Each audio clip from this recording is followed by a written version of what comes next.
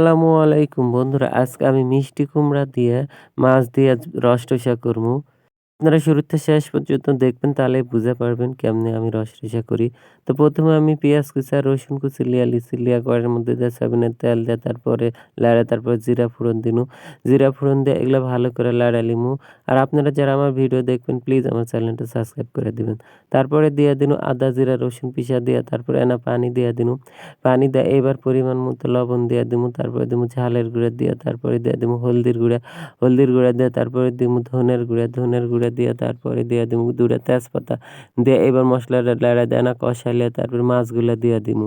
দিয়া এবার ভালো করে কষায় লিমু দেখেন সুন্দর করে। আবারও বলি প্লিজ আপনারা আমার চ্যানেলটা সাবস্ক্রাইব করে দিবেন। তো দেখেন তারপরে আমার মাছ কষানো হয়ে গেছে। অনেকক্ষণ ধরে কষাচ্ছি।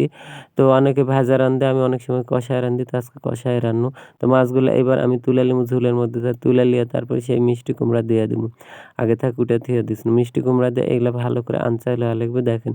আমি অনেকক্ষণ ধরে আনচাই লিছি, লেওয়ার পরে তারপরে আমি মাছগুলা দিয়া দিমু। দিয়া তারপরে অল্প এনা পানি দিয়া দিমু। কারণ আমি যেটা রসা করমু, ঝোল করমু না এজন্য বেশি পানি দেওয়া যাবে না। তারপরে আমি চাপা দিছি। দিয়া তারপরে দেখেন অনেকক্ষণ পরে বলকার পরে আমার তরকারিটা হয়ে গেছে। তো এবার আমি লাড়া দিমু ভালো করে লাড়া দিয়ে তারপরে চাকা-চুকা দেখে তরকারিটা নামামু। আপনারা যারা আমার ভিডিও দেখলেন প্লিজ আমার চ্যানেলটা সাবস্ক্রাইব করে দিবেন। আপনারা যদি সাবস্ক্রাইব না করেন তাহলে আমার চ্যানেলটা তো বড় হবে না। প্লিজ সাবস্ক্রাইব করে দিবেন। তো দেখেন এইভাবে তরকারি রান্না হয়ে গেছে। আর মিষ্টি কুমড়া দিয়ে এইভাবে মাছ দিয়ে রানলে এতই স্বাদ হয় আপনারা রান্না খায়া দেখবেন। এই তো দেখেন কত